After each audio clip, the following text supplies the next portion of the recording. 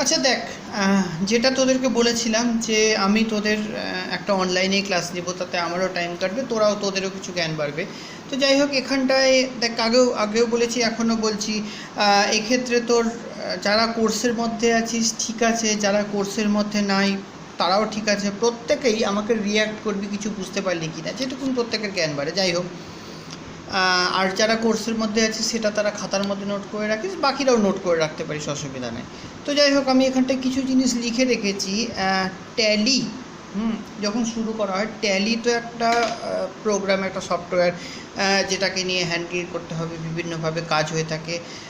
দেখ, এখন বর্তমান যুগে যেটা দাঁড়াচ্ছে, তোরাও নিজেরাও বুঝতে পারছিস যে কী হয়েছে অবস্থাটা। সেক্ষেত্রে আমি আগেও বলেছি যে বেশ কিছু ফিল্ড এখন ফাঁকা হয়ে যাবে, যেমন তোর ধরে নে আগামী কিছু বছর হয়তো এসএসসি হবে না, বা হয়তো হতে গেলেও এই বছর হয়তো হবে, তারপরে আর কিছু হবে না, চাকরি বাকরির অবস্থা খুব খারাপ। তো দেখ, এখানটায় ট্যালি বা এই সংক্রান্ত জিনিসগুলো না, জিএসটি, ট্যালি, এইগুলোর উপরেই এখন বেশি জোর দিতে থাকতে হবে, কারণ এগুলোই থাকবে। কম্পিউটার নিয়ে কেউ যদি পড়তে পারিস ফার্দার তো বেটার হবে। তো যাই হোক, বাদ দিলাম সেটা। অ্যাকাউন্টস, ট্যালি সবসময় লাগবে। তো তার জন্য একটা অ্যাকাউন্ট শিখতে হবে, অ্যাকাউন্ট সম্পর্কে কনসেপ্টটাকে ক্লিয়ার রাখতে হবে, প্রত্যেকেরই লাগবে সেটা। যেখানে কেউ যদি কোর্স করে থাকিস তাহলে হয়তো যুবটুবো এখানে কোনো জায়গা থেকে করেছিস, সেটা হয়তো বেসিক কোর্স করেছিস, তো ট্যালি তো হয়নি, তো দেখে রাখ, শিখে রাখ। দেখ, এখানটায় বলা হচ্ছে, একটা হচ্ছে অ্যাসেটস। অ্যাসেটস মানে বলছে ভ্যালু, বেনিফিট, ফিউচার বা রাইট, মানে এমন একটা যে ভ্যালুটা আমি পরবর্তীতে দিতে পারবো। যেমন তোর ধরে নে, এক্সাম্পল দিয়ে যদি বলে থাকি যে আমার হয়তো ব্যবসার জন্য আমি একটা জায়গা কিনেছি, সেটাকে আমি পরবর্তীতে বিক্রি করতে পারবো, তো সেই বেনিফিটটা আমি ফিউচারে নিতে পারছি, তাই তো। অ্যাসেটস বলতে গেলে আমি বলতে পারি যে তোর ধরে নে এমন কিছু একটা কনসেপ্ট আছে, দেখা গেল যে আমার কিছু মেশিনারি আছে, আমার একটা চেয়ার আছে, একটা টেবিল আছে, 10টা কম্পিউটার আছে, চেয়ার টেবিল আছে, সবই অ্যাসেট, যেটাকে আমি পরবর্তীতে তার বেনিফিটটা নিতে পারবো। কীরকম? ভ্যালু, বেনিফিট, ফিউচার, যার বেনিফিটটা ফিউচারে নেওয়া যেতে পারে, বা রাইটটাকে আমি পরে আসছি। আচ্ছা, ক্যাপিটাল। ক্যাপিটাল হচ্ছে claim of honour in total asset of business. Claim of honour in total assets of business, business থেকে অনারের যেটা ক্লেম, সেটাকে বলছি ক্যাপিটাল। তো যাই হোক, লাইবিলিটি। লাইবিলিটি হচ্ছে অব্লিগেশনস। অব্লিগেশন বলতে আমরা বলছি যেটা claim by outsider in total asset of business. তো বলা হচ্ছে এখানটায় যেটা অব্লিগেশন থাকছে, বা হয়তো কোনো আউটসাইডারের ক্লেম থাকছে বিজনেসের মধ্যে, সেটাকে বলছে লাইবিলিটিস। এক্সপেন্স, ঠিক আছে, খরচা আমরা বলে থাকি, কিন্তু আমরা বলবো ভ্যালু, বেনিফিট অলরেডি টেকেন, মানে যে বেনিফিটটা আমরা অলরেডি নিয়ে নিয়েছি সেটাকে আমরা বলবো expense. Income, if service has been rendered, service complete, service আমরা দিয়ে দিয়েছি, ইট mean income has bin earned. তো তার মানে ইনকাম অলরেডি আমাদের আর্ন হবে। আমি তার আগে কিছু কিছু জিনিস থিওরিটিক্যাল লিখে দিচ্ছি, সেটাকে খাতার মধ্যে নোট করে নিবি, আর এটা বোঝার জন্য খুব কাজের জিনিস। এই 5টার উপরে পুরো অ্যাকাউন্টস দাঁড়িয়ে আছে। তো assets, capital, liability, expense, income. এক কথায় বলতে গেলে অ্যাসেট সম্পত্তি, ক্যাপিটাল হচ্ছে মূলধন, লাইবিলিটি হচ্ছে আমাদের ধার, এক্সপেন্স হচ্ছে খরচা, আর ইনকাম হচ্ছে আর্ন। তো যাই হোক, চলে আসি, একটা একটা করে জিনিস বোঝাচ্ছি। আশা করছি এটা নোট করে নিয়েছিস। এবার তোরা পাট করে বুঝতে থাক, এবং অসুবিধা হলে আমাকে জানাবি। ধরে নিলাম এটা কোন মাস? জানুয়ারি, ফেব্রুয়ারি, মার্চ, এপ্রিল, মে, জুন, জুলাই। আচ্ছা, এটা জুলাই মাস, তাই তো, জুলাই মাস। তো জুলাই মাসে দেখা গেল, আচ্ছা তার আগে আমি বলে রাখছি, ধরে নিলাম কোনো একটা কোম্পানি আছে, যেটার নাম হয়তো ধরলাম সার্ভে ইন্ডিয়া। তো সেখানটায় অ্যাজ এ অ্যাকাউন্টেন্ট কেউ কাজ করছিস,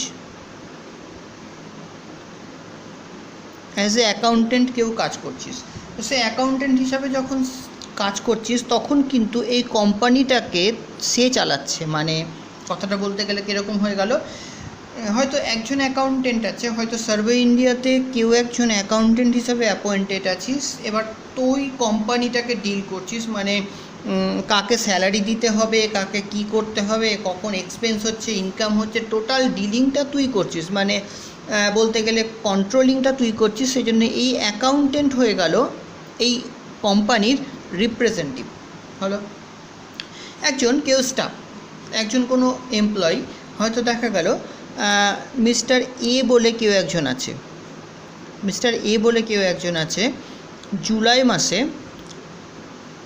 বা হয়তো জুন মাস ধরি, জুন মাসে সে গোটা জুন মাস ধরে আমাকে সার্ভিস দিয়েছে, এবং জুন মাসের শেষে আমাকে এসে বলল যে তাকে স্যালারি পে করতে হবে। তো স্যালারি পে করতে হবে, অ্যাকাউন্ট সবসময় টু ওয়ে বলা হয়, দুটো টার্মে হয়, মানে এক হাত দিয়ে যদি আমরা দিই তাহলে এক হাত দিয়ে আমাকে বলতে হবে যে আমি ওটাকে কেন দিলাম, একদিক থেকে বলতে হবে। তো যাই হোক, আমি এখানটায় আসছি, জুন মাস হয়েছে, জুন মাস চলে গেছে, একজন কোনো মিস্টার এ একজন এমপ্লয় আমাদের, যে হচ্ছে তোর জুন মাসে গোটা জুন মাস আমাদেরকে পরিষেবা দিয়েছে, আমাদেরকে সার্ভিস দিয়েছে। আমাকে বলা হলো যে যখন যখন জুন মাসটা পুরোটা পরিষেবা দিয়ে গেছে, তখন এবার আমাকে ওকে বেতন দিতে হবে। তো আমি জুন মাসের শেষে ও আমার কাছ থেকে বেতন চাইলো, আমি ওকে 10,000 টাকা বেতন দিলাম, 10,000 টাকা বেতন দিলাম, যেটা আমি ক্যাশে দিলাম, এবং সেটা হয়ে গেল, আমি দিলাম কি, আমি অ্যাসেটস ভাঙিয়ে দিলাম, আমার সম্পত্তি অ্যাসেটস দিলাম। আবার যখন কোনো কিছু ইনকাম হচ্ছে সেটা অ্যাসেটসে যোগ হচ্ছে, তো আমি অ্যাসেট দিলাম। চলে আসি, অ্যাসেটটা আমার মাইনাস হবে, ভুল হলো। এবং ঠিক সেম অন্যভাবে যদি বলা যায়, অন্য টাইমে আমি বলবো যে অ্যাকাউন্টস আমাকে টু ওয়ে বলছে, তো আমাকে এখানটায় বলতে হবে 10,000 টাকা আমি স্যালারি দিলাম। ব্যাপারটা বুঝতে পারলি তো? আমি যখন তাকে 10,000 টাকা দিলাম, তো সেই 10,000 টাকা তো আমি তাকে ক্যাশ দিলাম, অর্থাৎ অ্যাসেটটাকে ভাঙিয়ে আমি দিলাম। কিন্তু ঠিক অপোজিট সাইডে আমি বলবো তার আমি স্যালারিটা দিয়েছি, যেটা 10,000 টাকা, যেটা কিন্তু আমি অলরেডি এক্সপেন্স করেছি,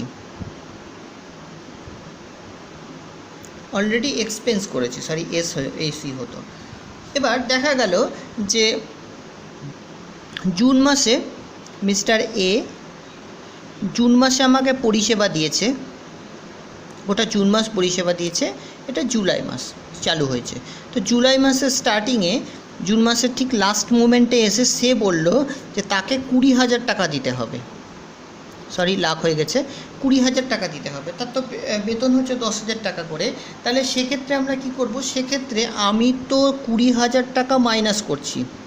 দেখ, আমি কত টাকা মাইনাস করছি, 20,000 টাকা, 20,000 টাকা ক্যাশ মাইনাস করছি, যেটাকে আমরা বলে থাকছি অ্যাসেটস হলো।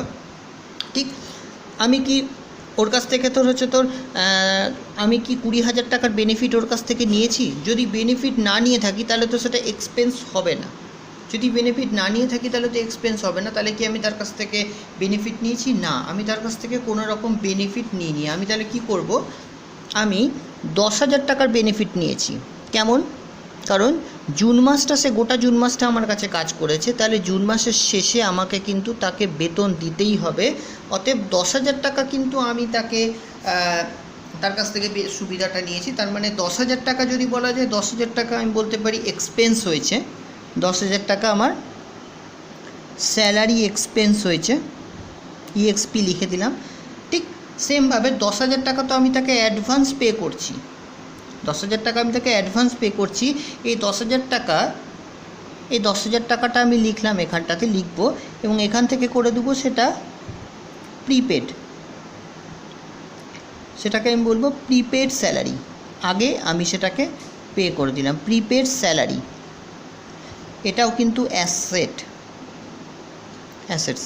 তো এই যে 10,000 টাকাটা আছে, এই 10,000 টাকাটা কখন আমাদের এক্সপেন্সে কনভার্ট হবে, যখন সেটা জুলাই মাসের লাস্টে আসবে। জুলাই মাসের লাস্টে আসতে গেলে ও তো আমার কাছ থেকে 10,000 টাকা অ্যাডভান্স নিয়ে নিয়েছে। এবার যখন জুলাই গোটা মাসটা হয়ে গেল, তখন জুলাই মাসটার গোটা কভার হওয়ার পর সে আমার তো শ্রম দিচ্ছে, আমাকে শ্রম দিয়ে সে এই 10,000 টাকাটা জুলাই মাসের যখন শেষ হলো, তখন কিন্তু সেটা এক্সপেন্সে কনভার্ট হয়ে গেল। বুঝতে পারলি তো? এবার দেখা গেল যে কখনো হয়তো কোনো একটা ক্ষেত্রে যদি চলে আসছি, হয়তো এগুলো অ্যাসেটসে যদি চলে আসি, অ্যাসেটস হচ্ছে একটা সম্পত্তি বা ক্যাপিটাল হচ্ছে তা সেটাকে বুঝিয়ে দিই। দেখ এখানটায় হচ্ছে আমি এখান থেকে একটা করলাম ক্যাপিটাল, এখানে করলাম ক্যাশ, একটা ভাগে ভাগ করলাম। তো এবার দেখা গেল একটা কোম্পানি আমি তৈরি করছি, তো কোম্পানি তৈরি করার জন্য আরেকটা তার আগে বলে রাখছি ক্যাপিটাল, ঠিক আছে, 50,000 টাকা হয়তো আমি ক্যাশ লাগালাম ব্যবসাতে, ব্যবসা ইনভেস্ট করলাম হচ্ছে তো 50,000 টাকা। ঠিক সেমভাবে ক্যাপিটালটাও কিন্তু আমি বলবো 50,000 টাকা। দেখ ক্যাপিটাল 50,000 টাকা হলো, ক্যাপিটাল এক্স্যাক্টলি কি, ক্যাপিটালটা হচ্ছে অনার, বিজনেসের যে অনার আছে সে অনারের কিছু টাকা ইনভেস্ট করাটাকে বলছে ক্যাপিটাল। তো এখানটায় অনার আমাকে 50,000 টাকা দিল, 50,000 টাকাটা কি হলো, ক্যাশ। সেই জন্য টু ওয়ে দুদিকে আমি পার্টে আমাকে এটাকে কনভার্ট করতে হবে, অ্যাকাউন্টসের নিয়ম বলছে যে ক্রেডিট বা ক্রেডিট ডেবিট আমি পরে আসবো। তো এবার এখান থেকে যখন হয়ে গেল তখন দুদিকে আমি কিন্তু 50,000 টাকা করলাম, ভাবিস না এটা 1 লাখ হয়ে যাবে। আচ্ছা এবার দেখা গেল যে আমি কোনো কারণবশত হয়তো দেখা গেল যে যে ক্যাপিটাল যেটা আছে, মানে যে ক্যাপিটাল ইনভেস্ট করছে বা যে মালিক, তার হয়তো নিজস্ব বিল্ডিংটাকে সে ব্যবসার পারপাসে ইউজ করছে, তাহলে সেই বিল্ডিংটাকে আমি এখানটায় লিখব বিল্ডিং, যেটা কিনা আমাদের বলছি অ্যাসেটস, মানে সম্পত্তি, অ্যাসেটস বলবো। সেই বিল্ডিংটার দাম হয়তো 1 লাখ টাকা, 1 লাখ টাকা হলো। তাহলে এইখানে কিন্তু ক্যাপিটাল তখন 10,000 50,000 বলবো না, ক্যাপিটাল কিন্তু তখন আমাদের হয়ে গেল 1.5 লাখ টাকার। বোঝাতে পারলাম? এবার যদি দেখা গেল যে এইখান থেকে আমি কিছু মেশিন কিনলাম, কত টাকার মেশিন কিনলাম, আমি হয়তো এখান থেকে 50,000 টাকার মেশিন কিনেছি। ওকে, অ্যাকাউন্টস বলে টু ওয়ে হবে। তো তাহলে কি হয়ে গেল, আমার এখান থেকে এই ক্যাশটা জিরো হয়ে যাবে, এই ক্যাশটা আমাদের জিরো হয়ে যাবে, কিন্তু এখানে কিন্তু আমার 15 লাখ টাকাই ক্যাপিটালের থাকবে। তাহলে আমার এখানে কত হলো, দেখ 15 লাখ টাকা, কারণ আমি এই টাকায় মেশিনারি কিনে নিয়েছি। ক্যাপিটাল কিন্তু কখনোই কিছু চেঞ্জ হবে না, আমার এটা হচ্ছে 1.5 লাখ টাকা। এবার দেখা গেল যে ব্যবসা বাড়ানোর জন্য আমি হয়তো কিছু ব্যাংক লোন নিলাম, তো আমি এখান থেকে নিলাম কি নিলাম, ব্যাংক লোন নিলাম, আমি এখান থেকে ব্যাংক লোন নিলাম। তো এবার ব্যাংক লোন হয়তো দেখা গেল আমি নিয়েছি হচ্ছে 1 লাখ টাকার, আমি এখানটায় কিন্তু ক্যাশ হয়ে যাবে আমার 1 লাখ টাকা। লক্ষ্য করে দেখ, ক্যাশ হলো 1 লাখ টাকা, 1 লাখ টাকার বিল্ডিং আর 50,000 টাকার হচ্ছে তাহলে আমার টোটাল কত হলো, 2.5 লাখ টাকার আমার এদিকে হলো, কিন্তু এদিকেও আমাদের হয়ে গেল 2.5 লাখ টাকা। লক্ষ্য করে দেখ, 1.5 লাখ আর 1 লাখ টাকা। এবার যদি আমি এখানটায় বললাম অ্যাসেটস হচ্ছে ভ্যালু বেনিফিট ফিউচার্স, ঠিক আছে, এটা প্রত্যেকটা অ্যাসেট সমস্ত কিছু অ্যাসেটের মধ্যে পড়ছে। Capital claim of honour in total asset of business. তো এবার যেখান থেকে ক্যাপিটালটা হচ্ছে সেটা যেখান থেকে অনার কিছু ক্লেম করতে পারবে তো টাকাটা, তাহলে কি এবার এখান থেকে অনার কি যদি ব্যবসাটাকে বন্ধ করে দেয় তাহলে কি সে 2,50,000 টাকার মালিকানা আছে, 2,50,000 টাকা সে ক্লেম করতে পারে না। 1 লাখ টাকা তো এখান থেকে লোন আছে, সেই লোনটা আমরা কিন্তু ধরবো লাইবিলিটি, ঠিক আছে। ঠিক সেমভাবে যখন আমি একটা কোনো এমপ্লয়কে রাখছি, হয়তো মিস্টার এ কে রাখলাম, মিস্টার এ কে হয়তো এটা হচ্ছে তো জুলাই মাস 1/7/2020 হয়তো আমি তাকে নিয়োগ করলাম। এবার যখন সে 31/7/2020 আসবে তখন কিন্তু আমাকে তাকে হয়তো 10,000 টাকা পে করতে হবে, তাহলে কিন্তু এটাকে আমরা ধরবো লাইবিলিটিস, আমাদের একটা অব্লিগেশন, একটা আউটসাইডার যে আমার টোটাল টাকার উপরে কিছু ক্লেম পেতে পারে, মানে আমাকে সেটাকে লাইবিলিটিস ধরতে হবে। তো আমরা যেটা করতে পারি সেটা হচ্ছে, দেখ অ্যাসেটস হচ্ছে আমি বলে রাখছি, অ্যাসেটস হচ্ছে আমাদের যে টাকাটা, ক্যাপিটালটা যেটা আমি ইনভেস্ট করছি, যেটা ক্যাশ বলছি সেটাকে আমরা অ্যাসেটস বলবো। বিল্ডিং বল, তারপরে তোর যে কোনো কিছু গাড়ি টাড়ি যে সমস্ত ব্যবসা থাকছে সেটাকে আমি বলছি অ্যাসেটস। ক্যাপিটাল হচ্ছে বললাম claim by owner in total assets of business. তো এটা হচ্ছে ক্যাপিটাল। যেমন তো ধরে নে হয়তো দেখা গেল, আমি দাঁড়া আস্তে আস্তে একটু ক্লিয়ার করছি। ক্যাপিটালটা হলো, তো ক্যাপিটাল কিন্তু বিভিন্ন ফর্মে হতে পারে। যেমন হচ্ছে পার্টনারশিপ বিজনেসের ক্ষেত্রে হয়তো 10 জন আছে, তাহলে আমরা বলতে পারি A capital, B capital, C capital, প্রত্যেকে হয়তো 10,000 টাকা করে ইনভেস্ট করলো। লাইবিলিটি হচ্ছে যেটা আমাদের ধার, সেটাকে আমরা বলছি লাইবিলিটি। এক্সপেন্স হচ্ছে খরচা, যে কোনো কিছু value already benefit already taken, যে বেনিফিটটা আমরা নিয়ে নিয়েছি, মানে হয়তো দেখা গেল সেটা কোনো কর্মচারীর মাধ্যমে হতে পারে বা হয়তো অন্য কোনো মাধ্যমে হতে পারে। যেমন তো ধরে নেওয়া হয়তো আমার কাছে 10টা কর্মচারী আছে, 10,000 টাকা করে প্রত্যেকে আমাকে বেতন দিতে হবে তাদেরকে।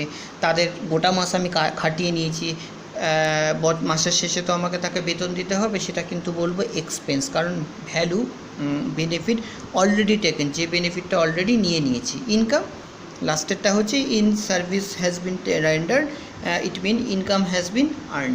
তো যদি সার্ভিস বা পরিষেবা দিয়ে থাকি তাহলে ইনকাম জেনারেট করবে। কীরকম দেখা যাক, একটা জায়গা আছে এখানে, হ্যাঁ দেখা যাক এই জায়গাটাতে আমি করছি, লক্ষ্য করে দেখ। দেখা গেল যে আমি হয়তো আমার এখানটা ইনকাম জেনারেট করব। আমি একটা টিউশন ক্লাস চালাচ্ছি। এবার হচ্ছে তো দেখা গেল যে আমি স্টুডেন্টের কাছ থেকে মাস চলে গেল, পুরো মাসটা কভার করলাম, পুরো মাস ধরে হয়তো এটা জুলাই মাস ধরে আমি পুরোকে ক্লাস করলাম। ক্লাস করানোর পর আমি তাকে বলছি যে আমার মাস গেলে যে বেতন আছে হয়তো দেখা গেল 500 টাকা আমাকে তোরা দিবি। অতএব আমি এই গোটা মাস ধরে তাদের পিছনে খাটলাম, তাদেরকে পড়ালাম, অতএব আমি এই 500 টাকা আমার ইনকাম হবে। কেমন দেখ, if service have been rendered it mean income has been earn. তো নর্মালি সার্ভিস আমি দিয়ে দিয়েছি, অতএব আমার ইনকাম আর্ন হবে।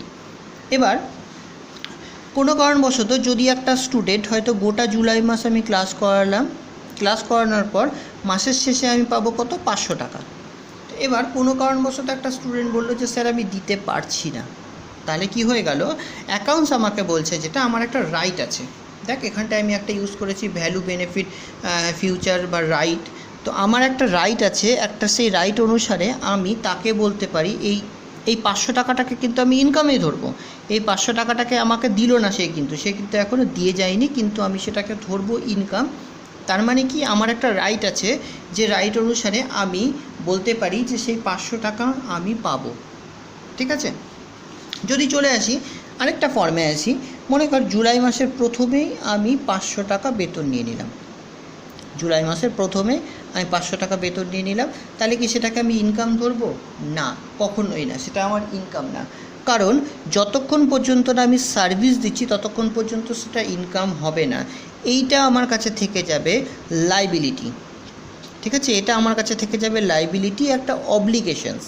কি হবে এই অব্লিগেশনটা বা লাইবিলিটিটা কখন আমার ইনকামে কনভার্ট হবে? যখন সেটা জুলাই মাসের এন্ডে আসবে।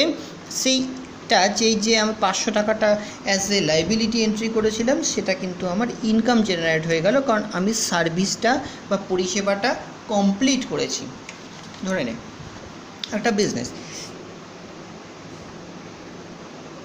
বিজনেস শুরু হচ্ছে, তো সেক্ষেত্রে আমার দেখা গেল যে বিজনেসের ক্ষেত্রে আমি হয়তো